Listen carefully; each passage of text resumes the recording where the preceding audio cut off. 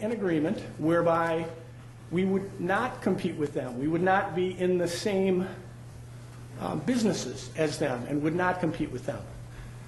They don't want that agreement. We've also offered them a very reasonable price. If they don't want to compete with us and they don't want Ed in business, we've offered them to purchase Ed's property at a very reasonable price. Not interested. So from our perspective, we've done what we can to coexist with Reith Riley. They don't want to coexist with us. Our position is, legally, you have the ability to amend that agreement. That agreement is between you as the City Council, you as the City of Manistee, and Ed Singh. Reith Riley really cannot affect that. Now, the one additional point I want to make for you this evening is, I see the recommendation of the City Attorney and the City Manager. A reasonable approach. Essentially what they're saying is they are recommending that should you approve our request this evening, you make it contingent upon a determination by the Manistee County Circuit Court that Reith Riley's consent to the agreement is not required. What is being recommended is that before anybody knows whether there's going to be a dispute, you go to court and have this potential dispute resolved in advance. Well, I guess I have two comments about that. First of all, I think that legally it would be difficult for a court to rule when there is no dispute present for the court to rule on. It's a principle of law that the court just doesn't render advisory opinions. And so from our perspective, I think it would be a difficult chore for the circuit court to determine this issue if there was really no controversy in place. The second thing is, respectfully, and I've gotten to know Mr. Saylor and I have a great deal of respect for him. I just don't know why the community would insist that the community go forward and file a lawsuit for the determination of an issue when it's not necessary to do so. In other words, why invite litigation and demand that the parties all go to court when we don't even know that there's going to be a dispute that is going to need to be resolved? The agreement is between you and Ed Singh. Ed Singh doesn't want to go to court. You don't want to go to court. So why insist that the whole thing go to court? That's our position. If there are, I'm concluded. If you have questions, I'm here to answer them. Not at the moment. Not at this time. All right. Thank you very much. Thank you, Mr. Egan. Is there anyone else who would like to comment on tonight's agenda? Seeing none, we'll move on to the consent agenda. All agenda items marked with an asterisk are on the consent agenda and considered by the city manager to be routine matters. Prior to approval of the consent agenda, any member of council may have an item from the consent agenda removed and taken up during the regular portion of the meeting. Consent agenda items include approval of minutes, approval of payroll, monthly bills, consideration of adopting ordinance 14-06, chapter 1040, combined water supply and sewage disposal system ordinance amendments, notification regarding next work session, consideration of chamber grapes on the river event, consideration of Monster Mania fishing tournament, and consideration of DAV Forget-Me-Not sale. Is there a motion to approve the consent agenda? I'll make a motion the council take action to approve the consent agenda as presented. I'll support it. I have a motion by Councilmember Hornfeld, support by Councilmember Cody to approve the consent agenda as presented. Is there any discussion or issue? Will you please take the roll? Councilmember Cody? Yes. Councilmember Hornfeld? Yes. Councilmember Goodspeed? No. Mayor Pro Tem Zering? Yes. Councilmember Whitliff? Yes. Councilmember Gusted? Yes. And Mayor Kenny? Yes. Motion approved. Thank you. Unfinished business.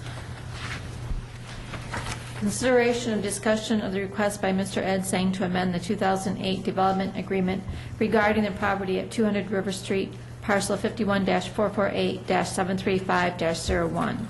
During the February 18, 2014 council meeting, a motion to amend the 2008 development agreement between the City of Manistee and Mr. Ed Sang failed on a 2-3 vote. At the meeting of July 1st, 2014, Mayor Pro Tem Zering requested that this item be placed on an upcoming council agenda for reconsideration. This request was supported by the majority of City Council.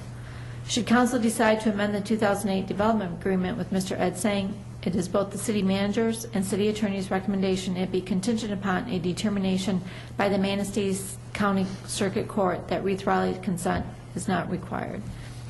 Is there a motion on this amendment? I'll make the motion that the council take action to direct its staff to negotiate amendments to the 2008 development agreement with Mr. Ed Sang, that file the necessary legal documents with the Manistee County Circuit Court to determine if pre-filing consent is required to amend the 2008 development agreement. Support. I have a motion by Councilmember Cody, support by Mayor Pro Tem Zering to take action to negotiate the amendment. Is there any discussion?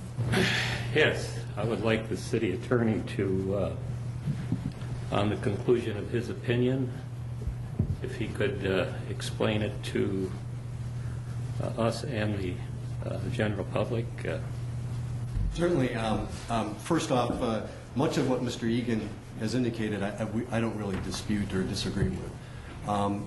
First off, the idea of a declaratory ruling or a declaratory judgment. It's a process by which there is a dispute between parties that essentially we don't want to wait until litigation happens because one of the parties says that you're in breach of an agreement. We want a court, before that dispute gets to that point, to resolve the contested issue. In this case, Mr. Egan, the one area that we probably are in disagreement with, indicates that there really isn't a dispute that we need to take to court at this point. I would suggest otherwise. We've been informed by both sides of this, both by Mr. Sang through his attorney, that from their standpoint, if the development agreement is not amended, that we're already questions of the city, whether the city is in violation of the agreement, and that litigation is possible from their end against the city. In addition, Reith Riley has indicated to us previously, and we've discussed this before, that it's their position that the amendment of the development agreement requires Reith Riley's consent. And in no uncertain terms, and in fact to the point of representatives of Reith Riley informing the city manager here just recently that if the development agreement is amended, the very next day Reith Riley is going to file suit against the city. And so we've got both sides with completely different views on whether this development agreement can be amended. This is I would suggest, precisely the type of case that a declaratory ruling is asked for. And so if council were to proceed, what I would contemplate is the filing of an action in the Manistee County Circuit Court with both Reith Riley, the city, and Mr. Sang's entity being parties, and making the request of the Circuit Court to determine whether or not Reith Riley's consent is necessary for the city's amendment of the development agreement. If the court says it's not, or if the court says the dispute is not ripe or to the point where the court's intervention is necessary, then the city would be able to proceed with the amendment as if it were to approve that tonight. However, if the court does say that Reith Riley's consent is required, what we're doing in that instance is we're getting that determination, and if Reith Riley does not consent to the development agreement, then the city of Manistee would understand that by amending it, it would be subject to a lawsuit by Reith Riley that could result in significant damages. And so we're trying to get this to the point of a resolution in court before there is an element of monetary damages, and that's the reason for our recommendation. I would point out that there's two agreements. There's the development agreement, which Mr. Egan correctly states is the only signatories on that development agreement are the city and Mr. Sang's entity. There's also, though, a memorandum of understanding, and that memorandum of understanding at the end of the agreement says it's not a binding agreement at the time the parties sign, but it will become a binding agreement once the other contemplated contracts are entered into, which was the development agreement and the agreement with Reith Riley. On that memorandum of understanding, all of the parties executed it. And so, that's the claim of Reith Riley, and I'm not in a position to tell City Council today that if you proceed with amendment of the development agreement, you're not exposing yourself to liability. I have concern in that regard, and that's why the recommendation is for our seeking the declaratory agreement. So even if we go ahead and agree to this amendment, that doesn't mean that right now that Mr. Sang is going to, that we're approving his amendment to open up a deep water port. It's just to take it to circuit court. Yeah, what I understand the motion to be is two parts. One is that you are indicating that you are in support of an amendment of the development agreement and telling the city staff to complete the process to amend that agreement. And the second part is that you're also, before the city council formally approves that amendment, you're asking that we take this matter to circuit court to determine whether or not Reith Riley's consent to that amendment is required. So I think that first part is that you are affirmatively saying that you're supportive of the amendment of the development agreement. Now, It's just not going to happen today at this meeting.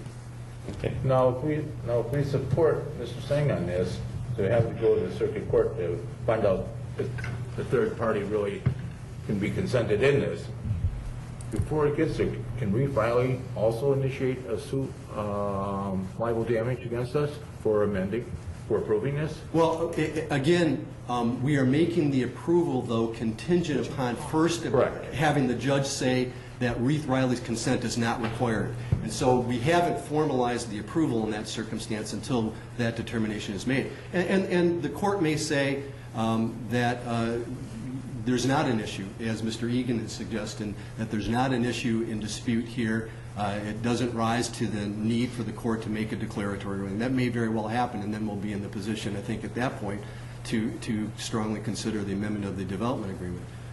But if the court does say that Reith Riley's consent is required, then my advice to you is going to be that we don't complete that amendment until they sign off on that consent.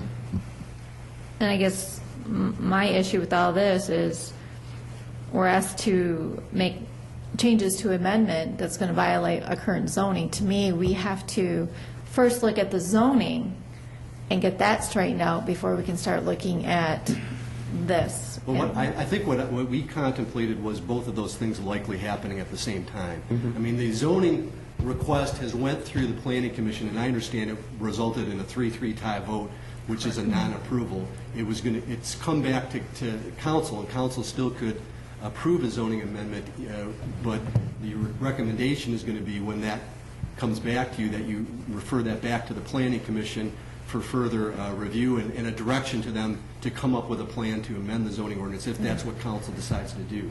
But I don't think that that's something that we need to do before the amendment of the development agreement. I guess the way I'm looking at it is, why are we going to go through all this, going to the court and everything, if we come back and say, well, that's not what we want zoned out there? To me, I think we need to make a final determination how we're going to zone that. And once we get that, we'll determine, in my opinion, whether we move forward with amending this agreement. And I take your recommendation that we need to make a determination first of whether Reith Riley is that third party. I respect your opinions, and I would want that first before going through the amendment. But to me, I think we're putting the cart before the horse, because right now it's not even, we need to find out how we're going to zone that. Because if we decide to keep the zoning as is, then going through all this work of the amendment and going to court, No, I think doesn't that make if sense. we do if we take action on this evening, and if it should pass, that kind of gives direction to Planning Commission also. Mayor, the other thing here is, I think that the zoning request is only for Mr. Singh's property. And so, I mean, these issues are very much intertwined. I mean, the development agreement request and the zoning request are both to allow essentially a deep water port with storage as well. And so I think the requests are very similar. I mean, if council here today approves the amendment of the development agreement, I presume that they're also going to approve ultimately the amendment of the zoning. And I guess I'm looking at it as, how are we going to zone that? And Mr. Singh is, you know, he's got an agreement there, but there could also be other businesses, you know, based on whatever the zoning may be. So if I understand your position correctly, Mayor, you're looking at taking a comprehensive view of the entire peninsula and the zoning of the entire peninsula area, Yes. not just specific parcels within that peninsula. Right. So everything basically from, what would that be, Lake 31 to Lake to the river channel and all the way around. Didn't they make that all one kind of, I thought, one parcel, that property? Peninsula District. Yeah. Does the Peninsula District take into account the entire? It would take, there's like parcels that would be affected. Parcels that would be affected are actually, there's only a few parcels that are large enough. There would be the former Ironworks property. It would be the property that consumers purchased from Mr. Sang's where the former landscape business was. It would be Mr. Sang's dock property, and then it would be the property that Jeff owns that has a marina on it. Because those are only the parcels with enough waterfront that they could actually accommodate shipping. So that would incorporate all those parcels into, Any person who owned a parcel that was large enough could then apply for a deep water port at their parcel. But we're not just talking about a deep well port. We're talking about the trucking, we're talking about stockpiling, we're talking about things that impact the It's entire a district. shipping facility. Now, there's two different things. There's also the outdoor sales facility, and that wasn't asked for under the zoning amendment, so I can't allow him to operate the landscaping business on that parcel unless a zoning amendment were asked for an outdoor sales facility, and I have not had that request come through. I think it's larger than that, though. I really do. I think from the standpoint that whether council chooses to allow one deep water port with increased truck traffic or multiple deep water ports with increased truck traffic, that truck traffic and the ancillary impacts will impact the entire peninsula district. no question. All of the roads, all of the infrastructure. So it would appear from my perspective that what would be appropriate would be to review the entire peninsula district area. And I think there's only one peninsula district in the city. Correct. Yes. That is the So only parcel. it appears that a review of the entire peninsula district and looking at it from a zoning standpoint and those impacts, both positive and negatively, to the entire community would make sense. But I think just looking at it from specifically the large parcels along the waterfront would not be taking into consideration the other impacts which will come along with that.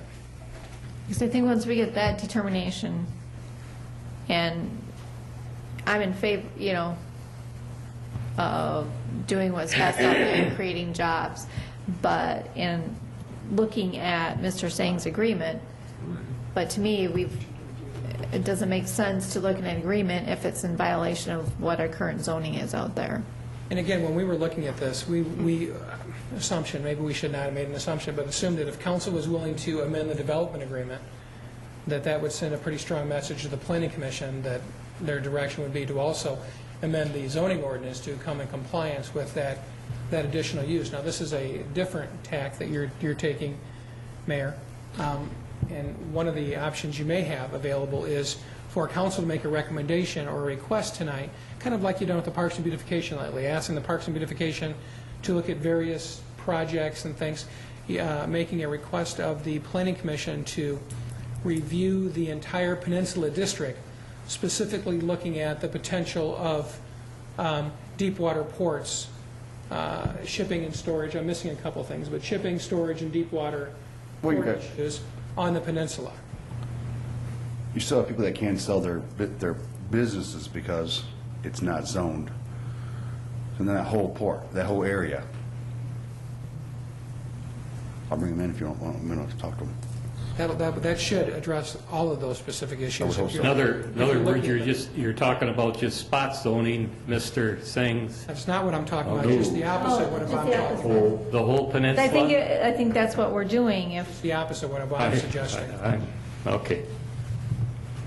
When we discussed this before, and the issue came up of the Planning Commission's 3-3 tie vote, I think that our discussions, Denise and Mitch, was that if council indicated that notwithstanding the Planning Commission's essentially denial of the request for rezoning, this council obviously makes the ultimate decision. And if this council said, we approve of a change in zoning, but the specifics we want to send back to the Planning Commission to get, to get their specific input with the direction from council that you are in support of a change in zoning. So then if we contemplated it going back to Planning Commission and then coming back to council for the ultimate approval of the change in zoning. And that's the way we envision the process on that. You're just kind of slightly changing the process, sending it to the Planning Commission first. Because we've always taken their recommendations for any planning and zoning changes. We've also directed.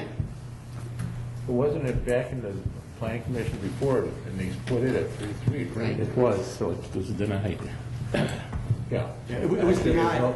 It was denied by the Planning Commission, but Yeah. council still has the ability over that denial to approve the zoning change. Correct. And our position was that if that were council's direction, that it would be sent back to the Planning Commission with this council indicating that you need to review this again and come back to us with a specific recommendation that would include an amendment of the zoning. And I think there's something significantly different than the request that, from my perspective, there's something different from the request that Mr. Singh made to change the zoning ordinance for those specific parcels and a review of the entire peninsula zoning district. I think those are two related but different issues. One is only looking at specifically amending the zoning ordinance for those specific parcels, which Ms. Blakesley has referred to. The other one is asking for the Planning Commission to review the entire district and positive and negative impacts. So the negative impacts are not being able to sell property, various things of that nature. So I see those as two completely separate issues and requests back to the Planning Commission. You have a Planning Commissioner here and Councilmember Whitliff, who also sits on the Planning Commission. But I also view this as the ball that gets the whole thing rolling. I agree with Catherine. We need to start this, I believe, by doing a review of the zoning for the entire Peninsula District is going to delay this. I just don't see why. Let's get this voted on. Let's see where it goes. Meet in circuit court. Right. Well, then what you're recommending then is spot zoning for one property in the Peninsula District. Is that what you're saying? Yes. I couldn't disagree more. Spot zoning doesn't fall into the master plan, doesn't fall into the neighborhood revitalization plan structure, doesn't fall into the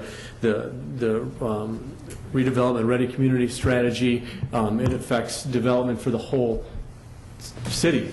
And if you start spot zoning for one person, then what about, Jeff Sang, or what about the other properties that are down there? If you don't look at the whole, in my opinion, if you don't look at the whole district, we're doing a disservice to zoning, planning, and the job that we've hired our development team to do. But this sets the stage for the review of the zoning of the Peninsula We District. can do that without spot zoning. But it will delay Sure it will, everything. but I'd rather build a house with a solid foundation than build it with one pole and a stick. That doesn't make any sense to me. You don't disagree. spot zone, it's, Just so we're clear, the amendment of the development agreement without the change in the zoning, you wouldn't be able to have the deep water port at that property until you also amended the zoning. And that could be amended to, Correct. for the entire thing, so it would not be considered spot zoning. Right. what would be spot zoning for the other pieces. No, it would be just said no. creating, it would just be creating the, what was it, shipping and, Shipping facility. The only request was for a shipping facility. And for stockpiling? There is some stockpiling allowed with a shipping facility, but it's not the same as a landscaping operation, which is an outdoor sales facility. There's two different things there that are going on. Because the sale of products for a landscaping business is classified under the zoning ordinance as an outdoor sales facility. It is not allowed as a special use in the Peninsula District. Right It's only now. allowed in 2 districts right now. but if we allowed shipping facilities on the in the Peninsula District, then every property, as you said, which was large enough, could be zoned. Just because you're zoned doesn't mean you have to do it. Correct. A shipping facility would only pertain to those parcels on the water. You can't have a shipping Correct. facility on a parcel that is not adjacent to water. But they also don't have to have a shipping facility on their parcels, correct? Correct. It's just what it's zoned. Okay. What's permitted would be a within permitted that use. particular zoning. You're saying right now there's no outdoor sales down there, No. but he's had it there since 2008, Yes. his landscaping business, And that which was- is in that was- violation of the zoning right now. The zoning ordinance does not allow an outdoor sales facility on the peninsula. But Mr. Singh has been doing it since 2008. That was covered or addressed under Yes. the development agreement as far as when the termination of that use was supposed to be. So what's the difference? He's been selling, in violation of the ordinance. He's had numerous letters telling him to remove the stuff, and it's still there. He's had logs down there, My other concern for spot zoning is its impact on the rest of that district. We're talking about trucking, we're talking about shipping, we're talking about additional infrastructure stress. We're talking about things that are happening in that district for one property owner that could impact the whole district. And I don't feel that's appropriate. So if the whole district gets together, it took, correct me if I'm wrong, Denise, 2.5 years to get the zoning changed to what it is, according to your document here. And that took open meetings, it took public meetings, it took interaction from the public, other business owners in that district, and it took 2.5 years to get that done. I agree that's a long, arduous process, but it also was a process that was fair and equitable to everybody in that district, not just one person. And if we don't do this methodically, we could have 5 other businesses or 10 other homeowners in that district coming down and saying, what are you doing? You're spot zoning, you're changing this whole entire district, traffic flow, infrastructure deterioration, just based on one business, on the hopes that he might bring 2 or 3 jobs. I struggle with that. I struggle hard with that. If we don't do it right, we're not being fair to that district and the community as a whole. And to spot zone for one business owner, I struggle with it, and I couldn't approve. And I agree with Councilmember Gudstadt. I'm not against looking at the agreement. However, I really feel we're putting the cart before the horse. We need to look at the peninsula plan and get the zoning, figure out what that zoning is going to be, and then make a determination on whether we go through all that, looking at the agreement, going to court, and doing that. Because I thought that the main reason why this really came is because there's a potential of a much larger business coming in, and they were looking for deep water ports. Right now, there's only 2 places that are feasible, right? Reef Island has one, Mr. Sang has the other potential spot. And we're trying to figure out how to get Mr. Sang in and basically form a competitive business, not have a monopoly on the lake. So we can have a competitive business, and we're worried about zoning. That was zoned industrial before. I mean, It's not- I understand it took, and I agree with some of the stuff that was mentioned here. But at the same time, what we're going to do is throw our heads in the sand and let the opportunities go by, and everybody says, well, nothing ever comes here. Well, yeah, let's stall some more. I say, listen, this is really just a clarification that Reef Island does have a legal say in this. Maybe they don't. And if they do, this all goes away anyways. So we're discussing what? That's my opinion. Find out if we have a legal document first. And then we can stop, you can continue or stop. If they have the right to consent as a third party, guess what, it all goes away. But then we know where we all stand. Right now, we don't even know where we stand. Yes, we do. No, we don't. We have 3 letters of... Well, why would you take it to court to see which one you can determine which way? I'm not saying take it to court. I'm not saying that. You know, we have I know the a... attorney says, I don't know which is right.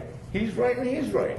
You know, Don't say that. we have a company that wants to relocate in the Michigan Tool Building. Are they going to relocate there if we have stockpiles of coal and aggregate down at the end of River Street with trucks going by 24 hours a day? We're going to stockpile coal. Mr. Singh said he was going to stockpile coal down The agreement, the motion is for two. No, Bobby. But he said the last time he was... That's going to be gas out there. The motion is to negotiate amendments and to file documents with the circuit court. That's correct. Well, Let's see where it goes. My question here, though, is if we approve this motion, are we approving the spot zoning? Are we approving the entire district zoning? It's, Oh, nothing. No, I don't think we're approving anything with regard to zoning. We're just approving the potential change in this development agreement. I think that there still needs to be some changes to the zoning if this development agreement changes do go through.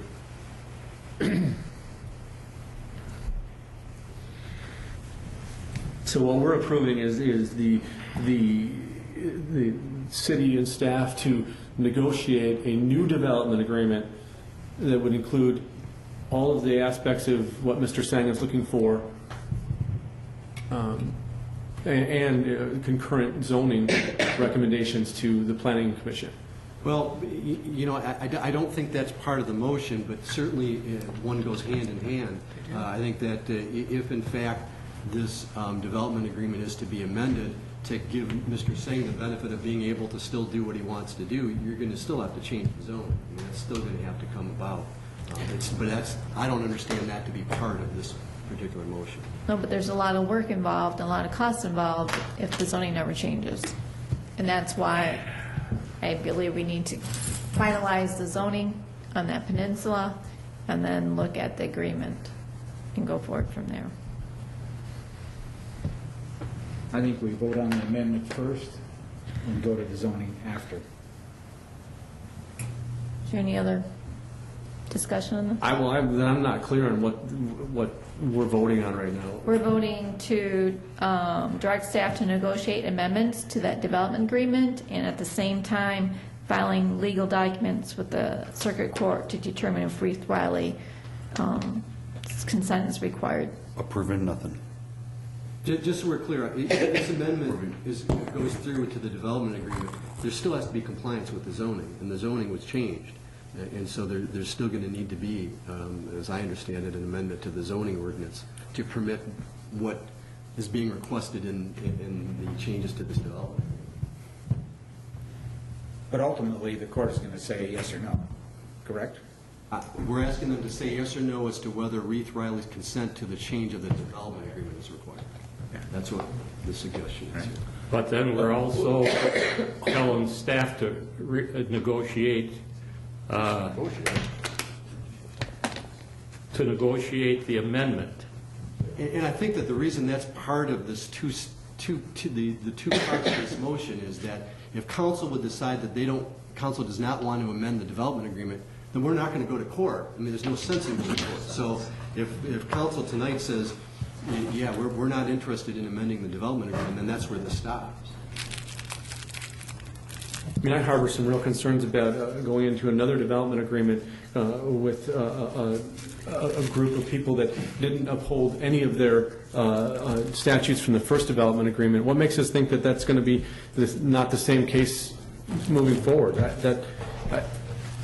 there was two or three things that were from the original development agreement that weren't upheld by Mr. Sang, that's just discerning to me, and to just go and change it again because we want to create 2 jobs, I struggle with that. Where are you coming up with 2 jobs? That's what his proposal was, 2 to 3 jobs. He has all an he excess- that's he all has he has a- control of. If he has an excess of $1 million worth of business, That doesn't mean you're going to have 20 jobs. He said, I'm not saying 20 jobs. He said 2 to 3 jobs. That's what were the words out of his mouth. And that was identified in the documents we received, was 2 to 3 jobs.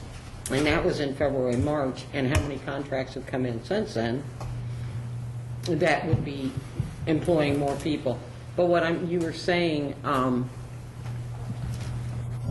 to reiterate, you were talking about spot zoning. And this is not spot zoning. You were talking about Mr. Singh's not fulfilling his contracts before. And that's part of our negotiations with him then.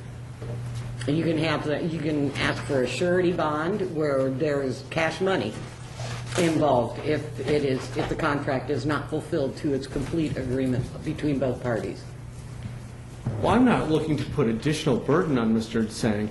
What I'm looking to do is saying, hey, if we made an agreement, why wouldn't that agreement, what makes a new agreement any more stable than the old agreement? That's what I struggle with. You know, when we ask businesses and entities to go into contract with the city of Manistee, and they're no more worth than the paper they're written on, I struggle with that. And we're the entity that has to hold those people accountable. But And if we just blow it off and don't care about those agreements, why put in agreements? We're not the ones asking. We have been petitioned by Mr. Singh. I get that, but I'm saying that Mr. Sang didn't fulfill his obligations from the first development We agreement. safeguard ourselves against that. I truly do believe so. You know, we gave Mr. Singh tax abatements for probably 14 years. Then he goes and sells the property, you know, to Consumers Power, you know, sells our easement along with the property. You know, we gave him substantial abatements for 14 years for some of that property. And, you know, then he goes and sells our easement that we negotiated. Is there any other discussion? Again, I'm okay with a rezoning and relooking at that. I want a business to be successful in Manistee. I'm not anti-jobs, not on any level. But I think it has to be done smartly and done with consideration for the entire district and not just one person in that district, because it is going to impact the families down there. It is going to impact other businesses down there. It is going to impact the infrastructure that we just redid on River Street on that end. It's going to impact all of those things. Well, it's and like, not having consideration for those, I don't think we're doing a service to the rest of the community. it's like the city attorney said, though, in the negotiations, zoning will be part of that, and the entire peninsula district can be looked at that time. It wouldn't be spot zoning. Right, I'm okay with that. I'm okay with not spot zoning. I mean, if we change that entire district back to exactly what it was, I'm completely fine with that. As long as we follow the process to change the zoning for the entire district, getting community involvement, having open meetings, doing the things that are right for the entire district and not just the end of that peninsula. And Councilmember Gustad, maybe, and I don't want to complicate matters any more than they already are, but another possibility is, if some of the council were supportive of it, would be a motion to table the particular motion that's before you to a given date, and with the understanding or direction that you go back and relook at this zoning, if that was council's decision. And I'm not trying to cloud matters, but there's been some discussion about wanting to see the zoning issue resolved before the development agreement issue is voted upon. And so that would be a second alternative, would be to table the current matter to some future date, and with the direction that this zoning request be sent back to the Planning Commission with the direction that they come back to you with some sort of plan on it. And I mean, if it's 6 and 1/2 dozen the other, I don't really know. If what we're approving tonight allows staff and the city manager to negotiate in good faith, again, a development agreement along with zoning that includes the entire district, I'm okay with that. But if what we're approving tonight has just implications for that one parcel and that one property owner, I wouldn't approve that.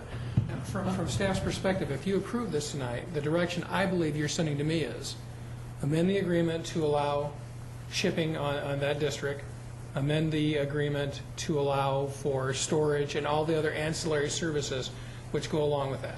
So it is a negotiation, but the parameters are being set by council as to the direction given to staff on what we want included. Now, we can include some provisions about compliance and such, but the direction from my perspective, if you approve this night, you're making your intentions very, very clear to me what we're supposed to do as staff members in regards to, so it's, negotiating is one way of putting it. I think it's really amending the agreement to make it in compliance with those provisions which council is directing us to do. But and as Mayor Kenny mentioned, putting the new development agreement with that language would be then in violation of the current zoning, but we would want to amend that through the natural process of zoning for that district, just like we changed it to begin with. Correct. For the whole peninsula. Part of the conversation. That's not what it says here. That's why I'm thinking we're putting the cart before the horse. I'm not against looking at the development agreement, but before we put all those resources and time and money into that, I think we need to have that peninsula zoning in place first. And that'll take another 2.5 years? I don't think so. Well, Should not. I have a question. Can we, let's take what Mr. Saylor said, Mr. Attorney. Why don't we just table this to the next meeting? And is there a way that the zoning commission can take a look at it and give some kind of recommendation or follow through, so we have a little bit more, be on a little bit more stable ground and have some of these questions answered and yet still proceed here? I mean, 2 more weeks or, it's going to make it or break it, but we can get some answers to what the questions that have been brought up. I'm not sure 2 weeks, honestly, is a fair time frame for the Planning Commission to look at this particular topic if they choose to want to engage citizen involvement. I don't believe a 2-week time frame would be sufficient for them to do so. But it could probably answer some of the questions, that are being raised. I would not want to speak for the Planning Commission. Well, I don't think there's really a question other than how do we get the zoning, smart zoning changed for that district? And Denise could probably speak to that, but it doesn't just happen in one meeting. That's not. Took 2.5 years to get it changed the first Yeah, but time. we don't have to take 2.5 years. Mind you, the 2.5 years, the vast majority of 2.5 years was at the council desk. Yeah, Absolutely. I remember that. It was not at the It was Planning not Commission long. desk, it was at council's desk, and Yeah. that's where the do time remember frame that. took. So it wasn't the Planning Commission, that was council.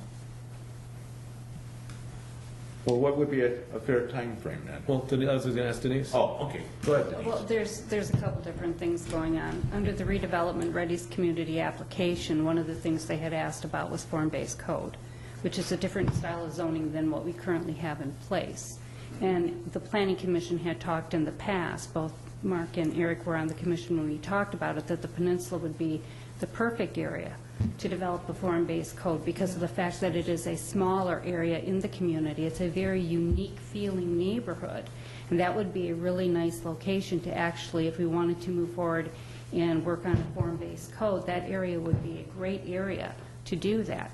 To change an ordinance to that nature is going to take a minimum several months. First of all, you can't do it without the input of the citizens down there.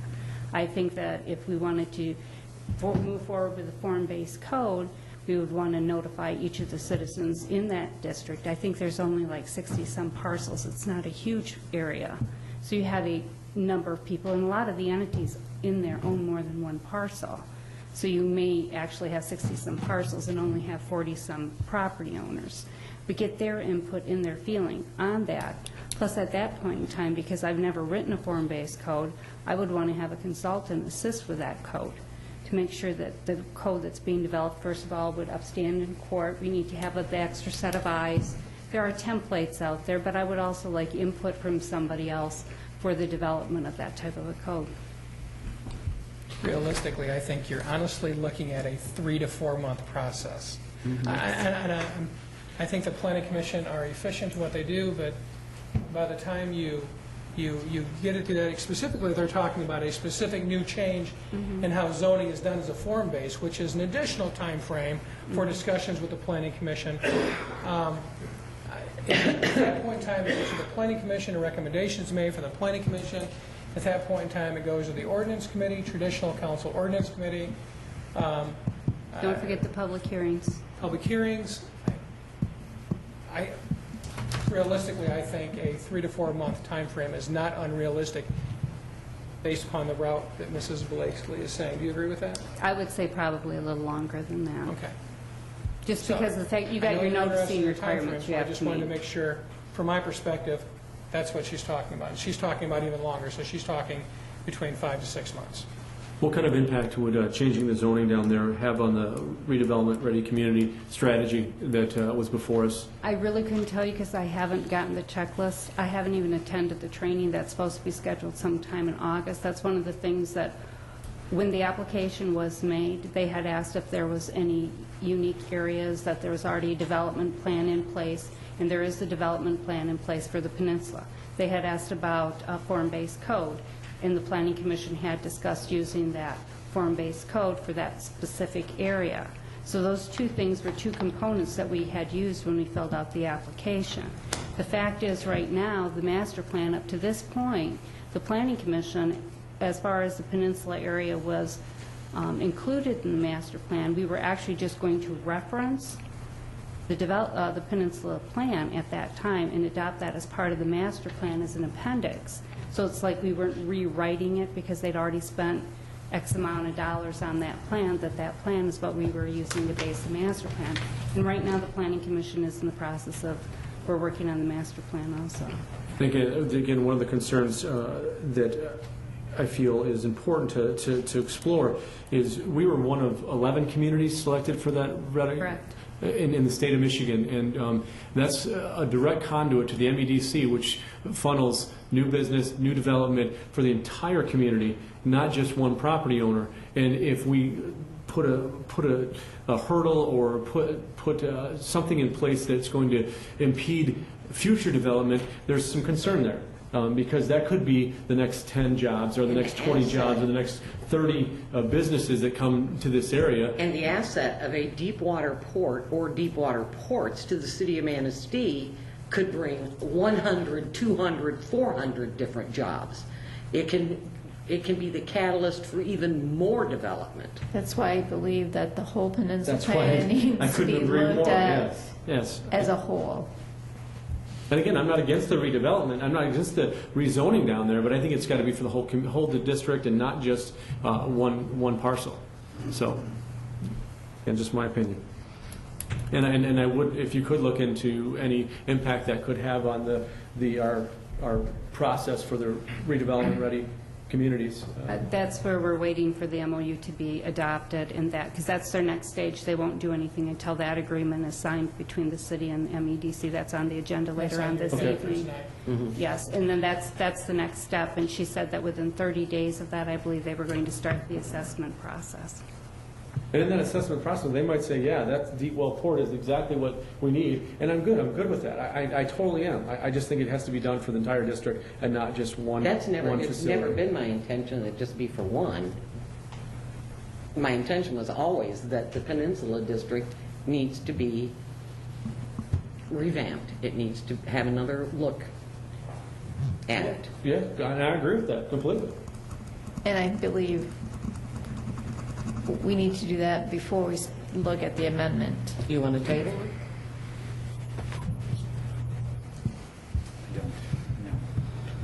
I agree with table. I agree to table it. Just for, well, wait a minute. If we're going to table it, how long are we going to table it for? We got to be somewhat timely 3 in to our 4 decision. months? No. Your motion, if there is a motion to table, it should be tabled to a specific meeting. Correct.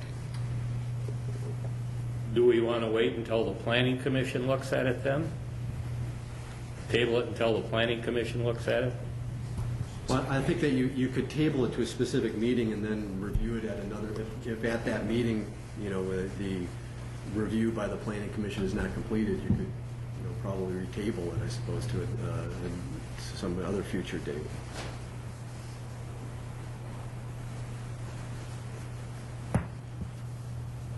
I think we should just find out with the court. Well, that's, we got to document it, we don't know which way. No, and that's what I'm saying, is that I'd rather look at Peninsula and find out what that should be, the zoning, before we incur that kind of cost and time. But by doing this, we're already sending a message what we want done. You can send that to, So I just have an issue agreeing to change an amendment that's in violation of the current zoning. I do too. I agree. I just, you know, I just have a real hard time. We have agreements in place. You know, if we're going to make agreements, we should hold our foot to the fire.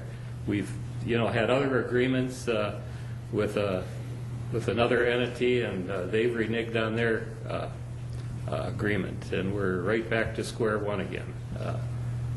You know, agreement's an agreement. It's signed, sealed, and you know, and I don't have a problem with Mr. saying, you know, I like him. It's just we have an agreement. And my issue, if we set a precedent of agreeing to allowing a business that it's currently zoned for, what else down the line, that people are going to be coming to council and saying, okay, well, I want this business here, it's going to bring jobs, but it's not really zoned, can I get it? And that's my concern. I don't want to be setting a precedent. Absolutely agree. And that's why I'm all for looking at that peninsula, looking at the possible rezoning it, but I believe we need to put the horse before the cart. But wasn't that a question about 4 months ago, back in January, 5, 6 months ago? To relook at that and come up with it, and what did they come up with? 3-3. That's the But question- I thought they were looking at the whole peninsula, but from my understanding tonight, they just looked at that one parcel. They did. The request that was put in front of them. They looked at the request that was put in front of them. So, Mr. Sang made a request to rezone the Peninsula District to allow shipping as a use by right, which would apply to any parcel Okay. on the Peninsula District. So what There is are it? actually only very few parcels it would pertain to because of the fact that you have to have water in a certain size of the parcel. So they did look at everything then? They looked at the whole peninsula then? They looked at rezoning the peninsula to allow shipping as a use by right. Without any other considerations other than just the shipping? That's all the request was for. Okay, cool. But we just heard from Mr. Egan tonight that there was additional requests for stockpiling and storage, but that wasn't requested of the planning commission? Let me grab my definition.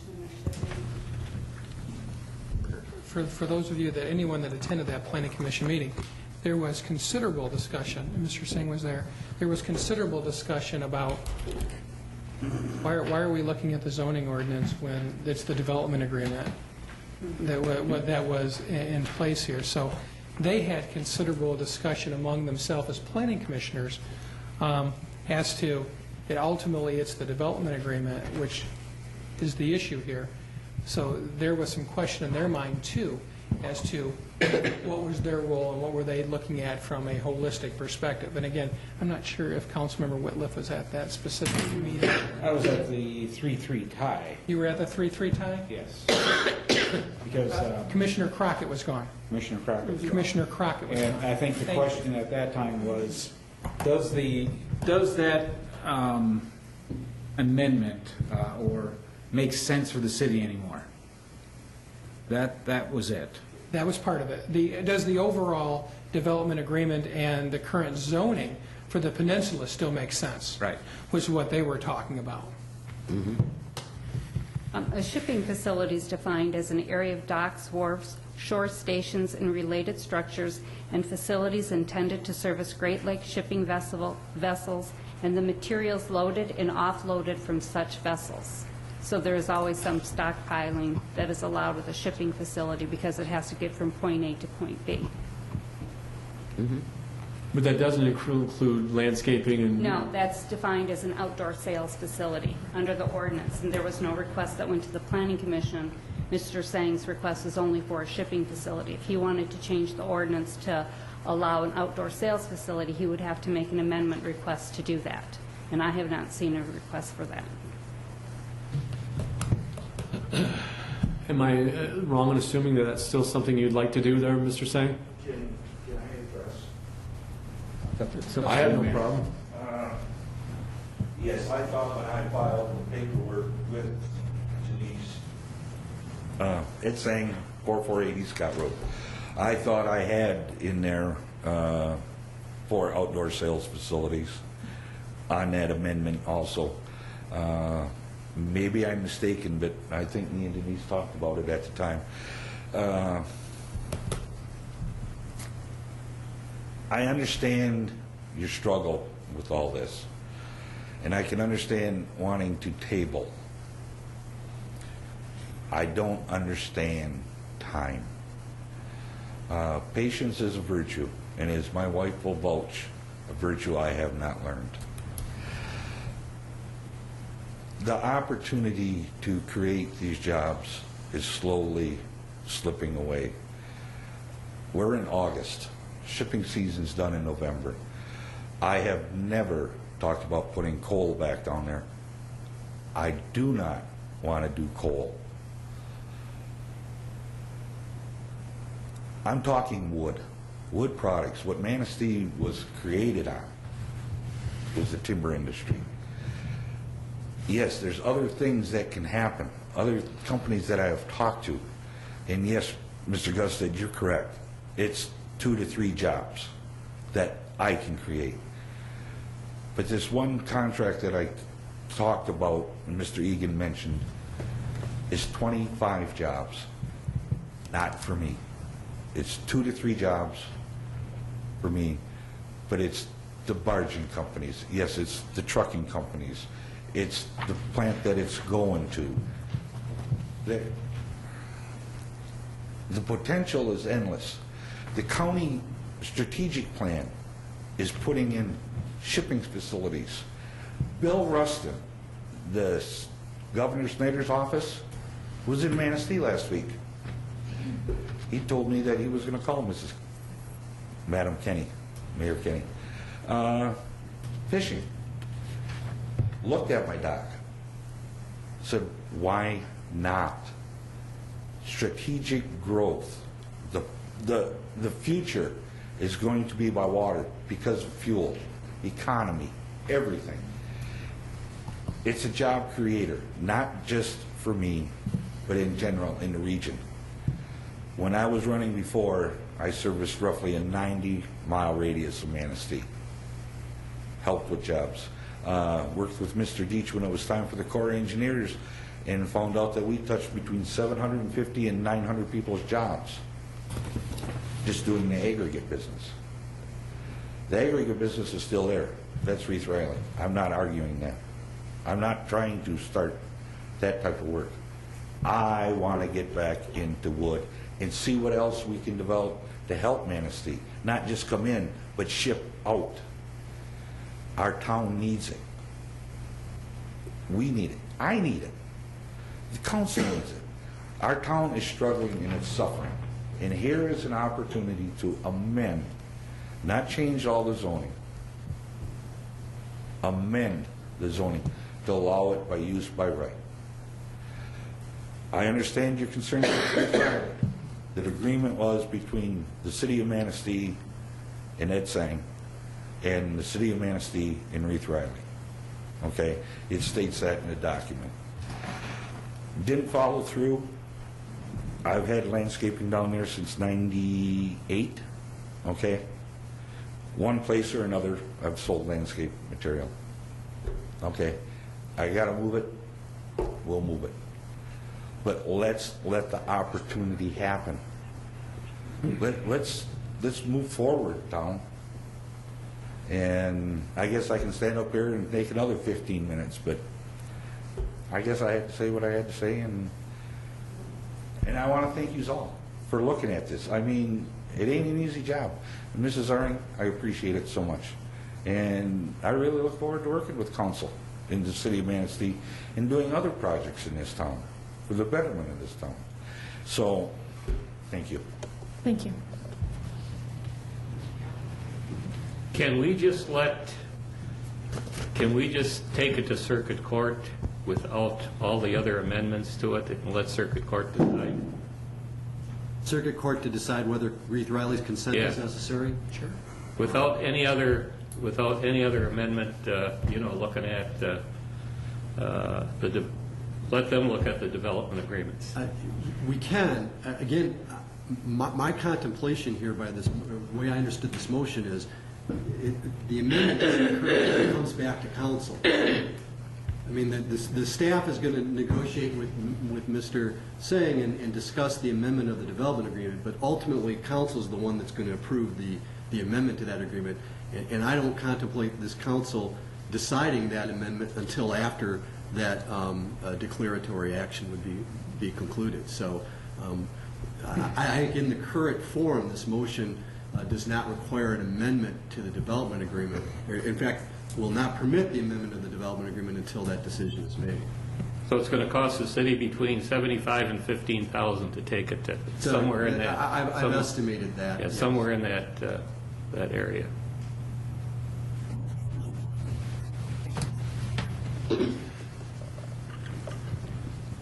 Well, what do we want to do?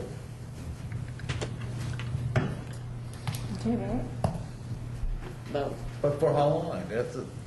Well, you may lose this year, but we should be somewhat timely. This has been dragged on since January, and it keeps coming back. Let's somehow get the answers and do what we got to do. Let's vote. Let's vote. You want to vote on this motion?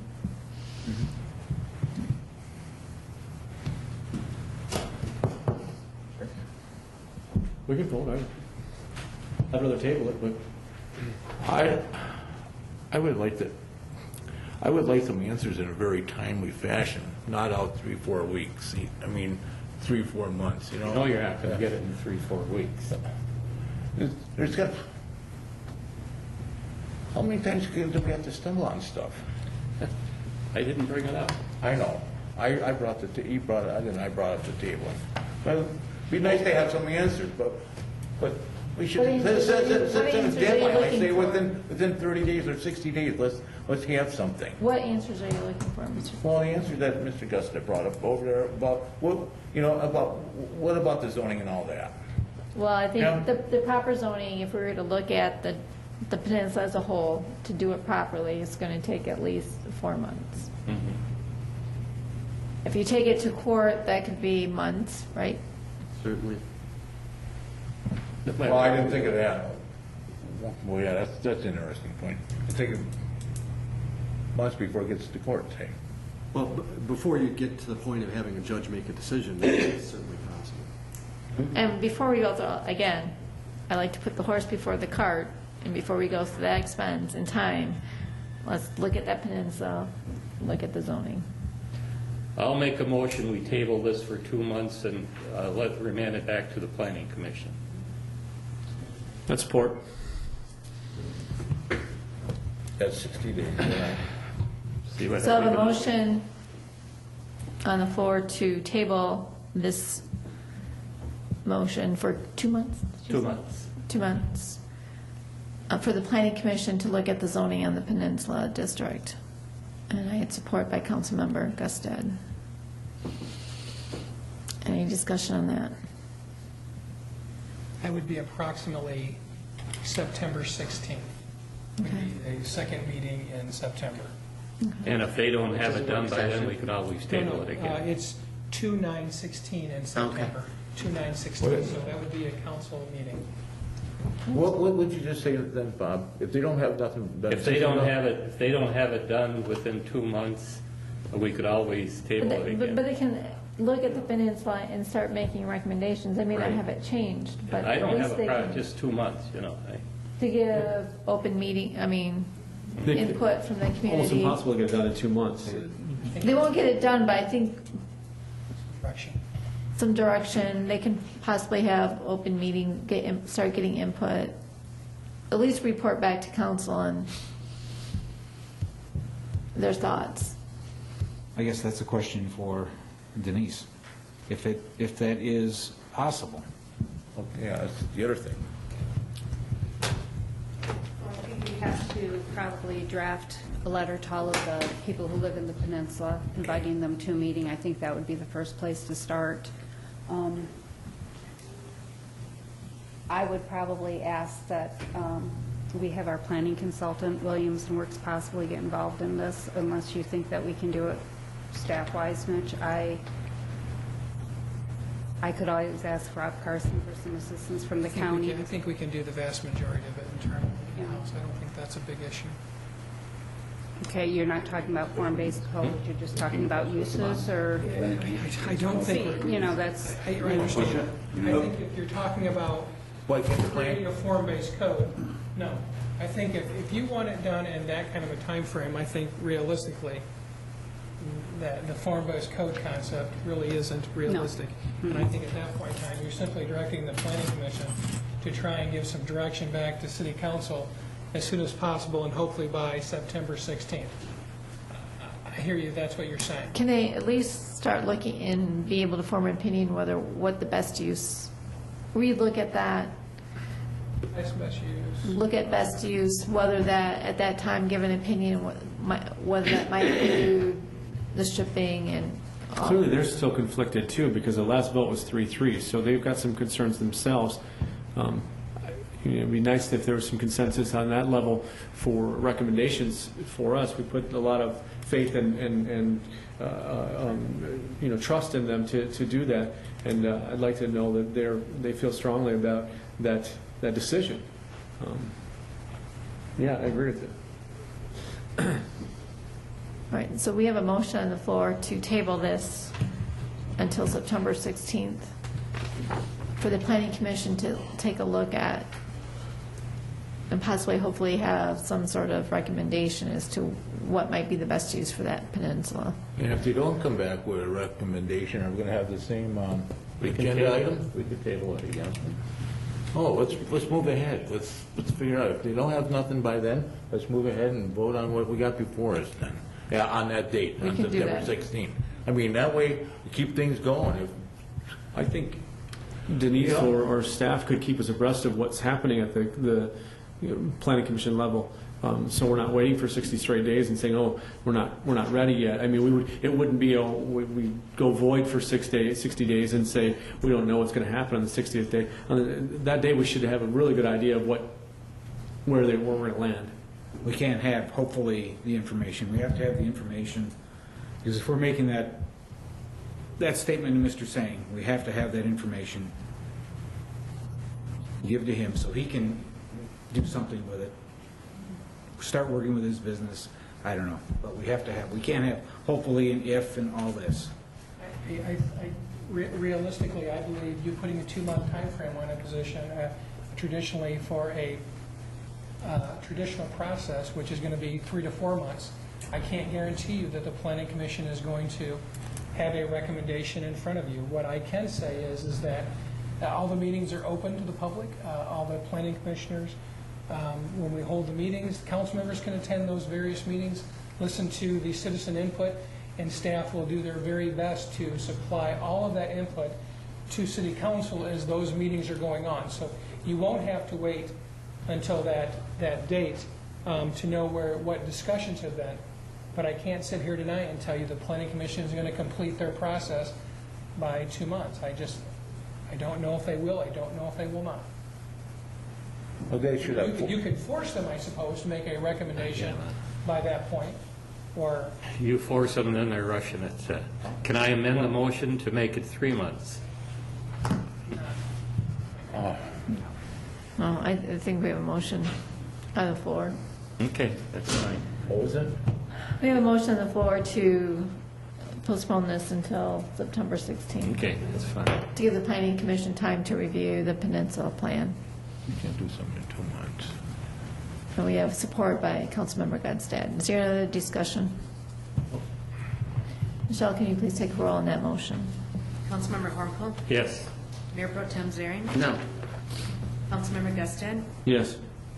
Councilmember Cody, Yes. Councilmember Goodspeed, Yes. Councilmember Whitliff, No. and Mayor Kenny. Yes. Motion approved. Thank you. Next, we'll move on to new business. Consideration of Budget Amendment 2014 for fiscal year end June 30th, 2014.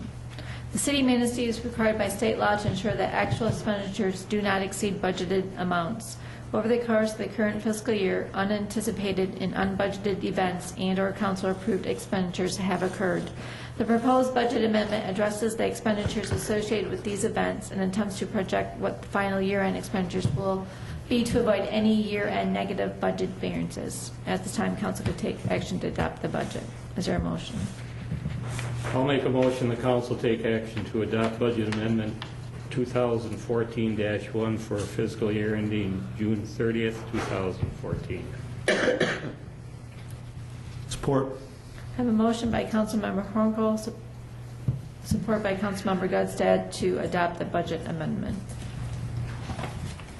Is there any discussion? Can we discuss what some of those amendments are, or the...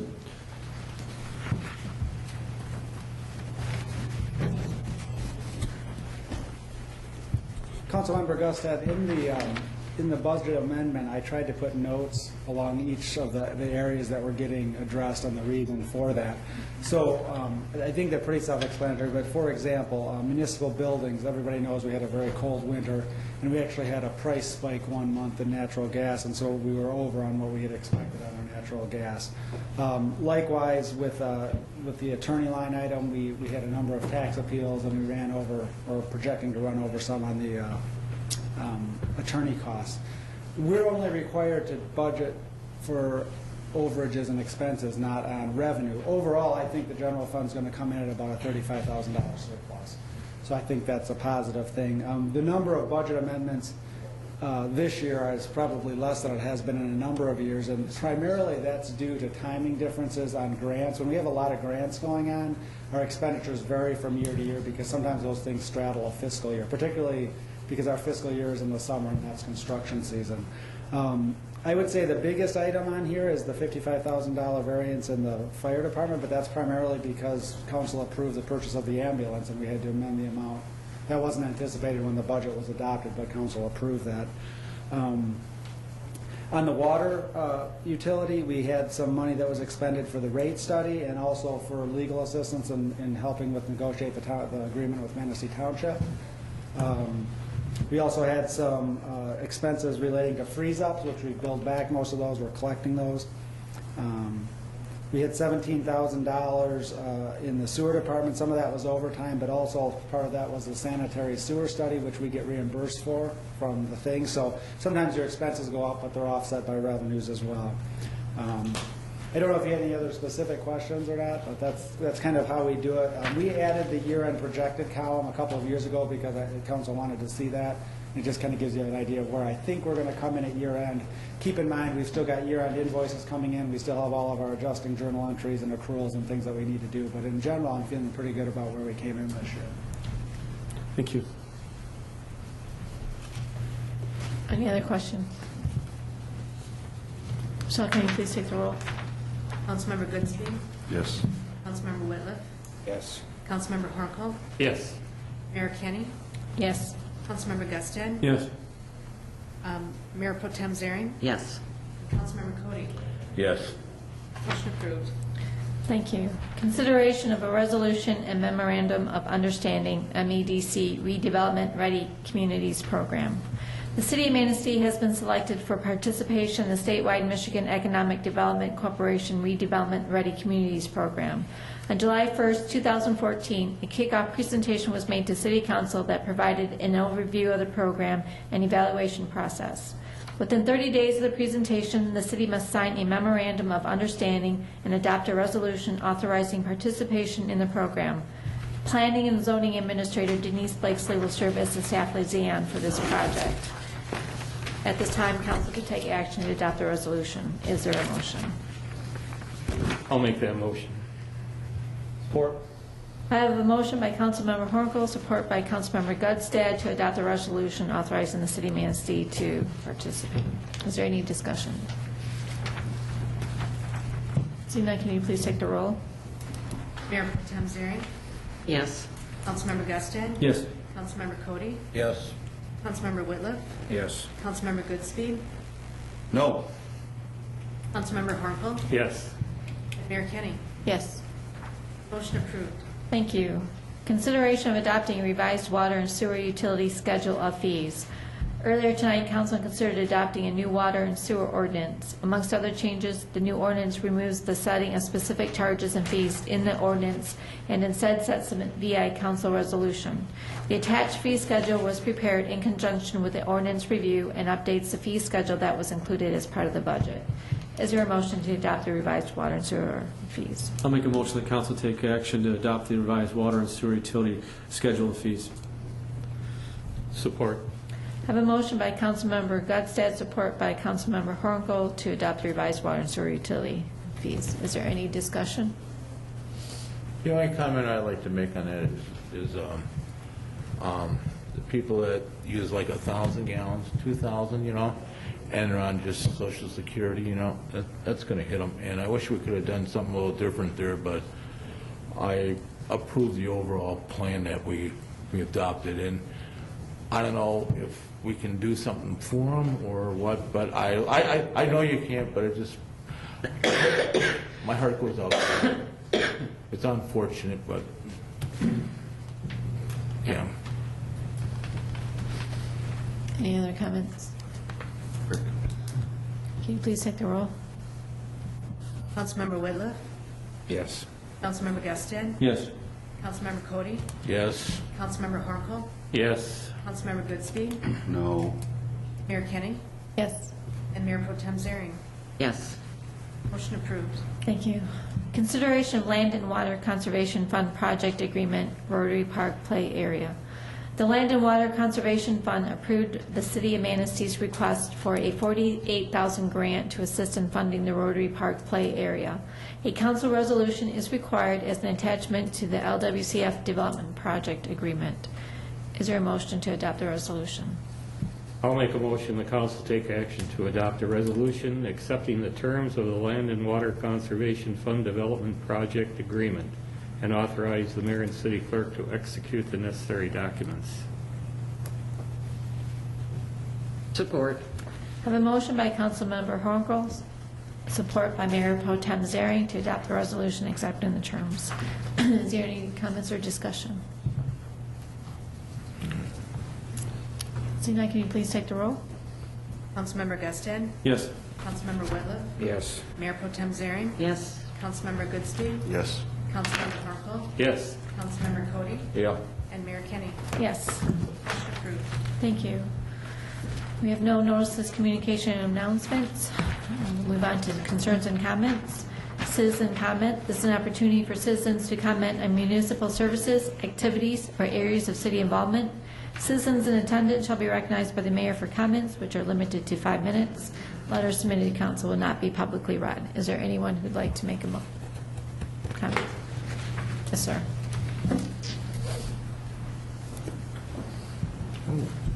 Hi, Ed saying again, 4480 Scott Road. I guess I'm going to stand here a lot. Concerns. I understand the city wanting to move cautiously, but jobs are important. In a 2-month window, I have meetings, taking a lot on my own shoulders, I guess, with 2 companies next week that I'm going to have to cancel, that are looking at Manistee to be able to ship material in and ship material out. I understand why you do and what you do, but a 2-month delay is going to chase those out of the community now. And I ain't saying I could have had them, but we had a shot. And the more delays and the more tables and stuff like that and more court expense for you, me, If Ruth Riley wants to participate, it's all unnecessary. It's time to go to work and put our town ahead of everybody else. Thank you. So anyone else?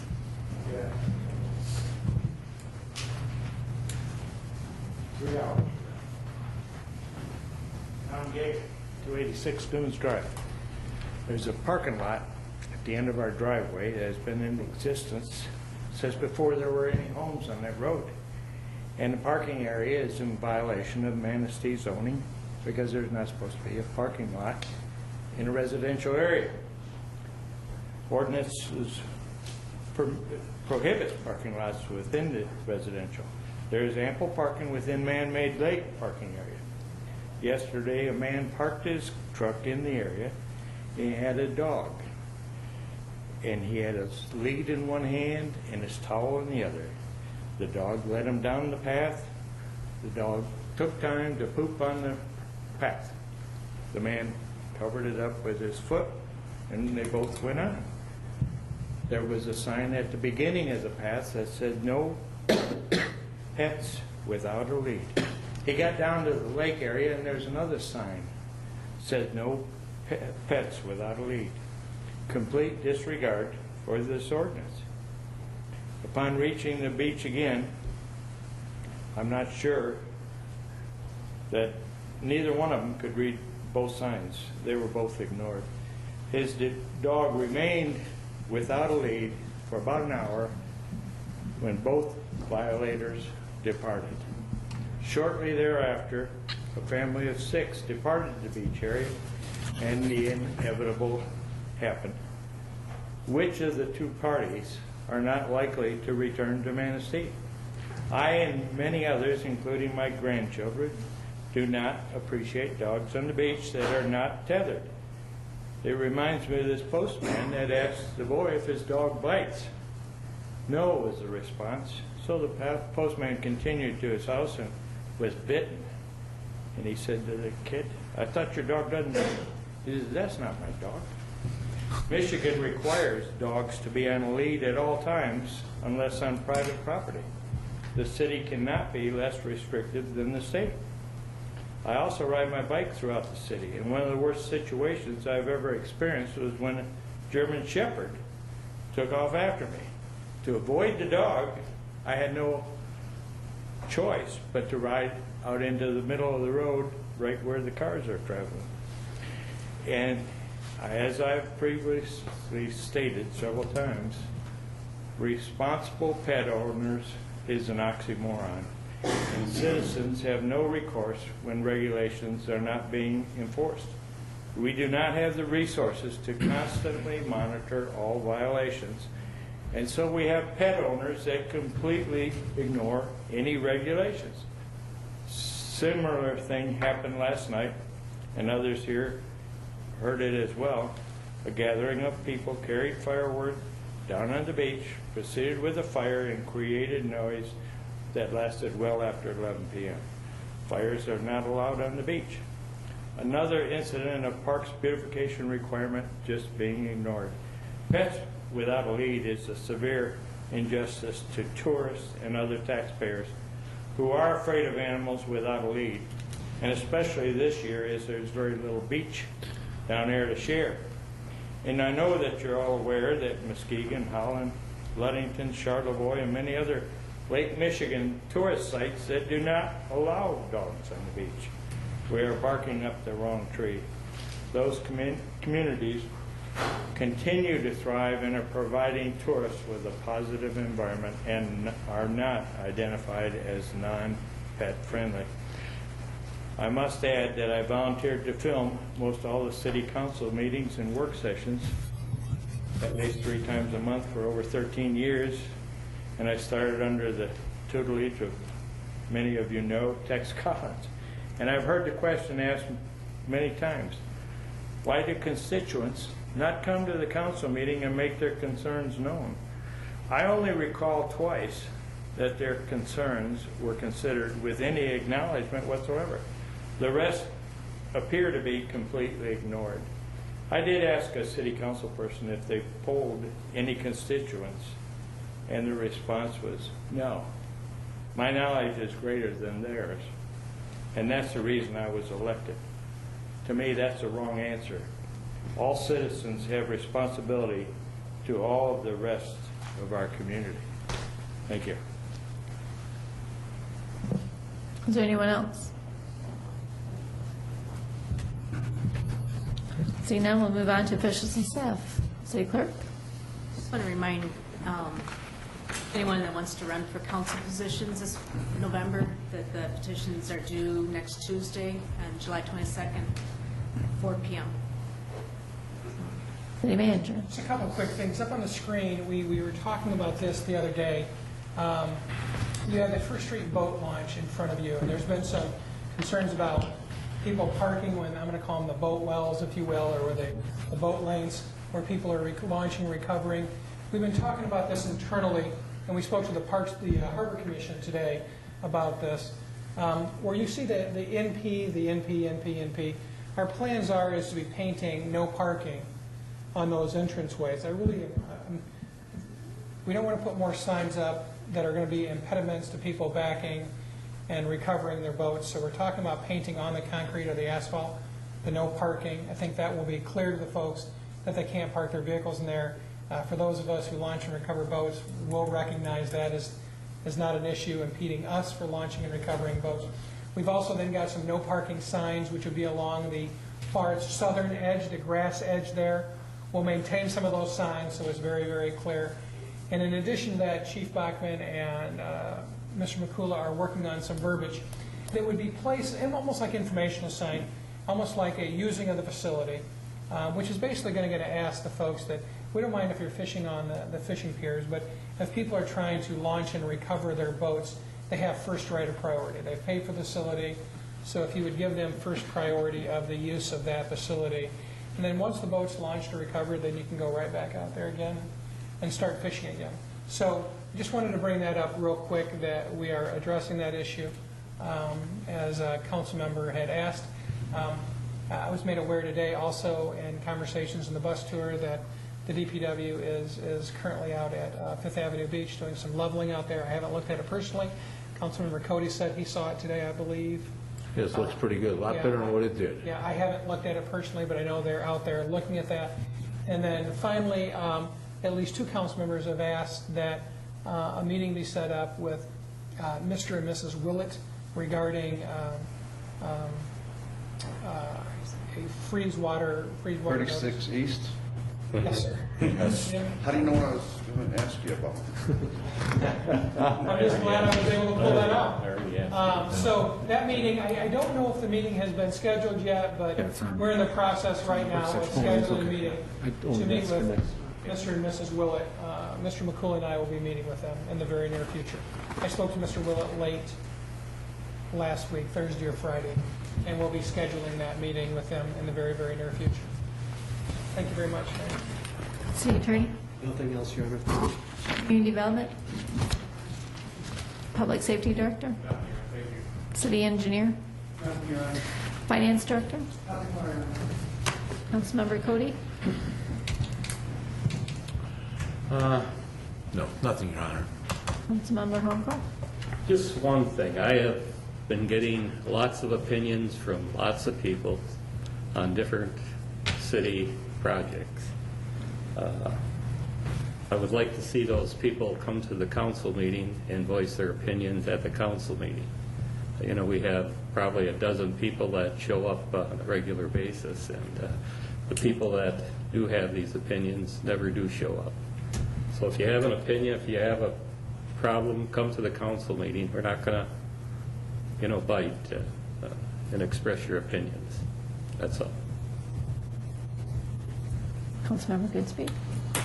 I was going to talk about 36 East Street, but that seems to be addressed, so I'm good.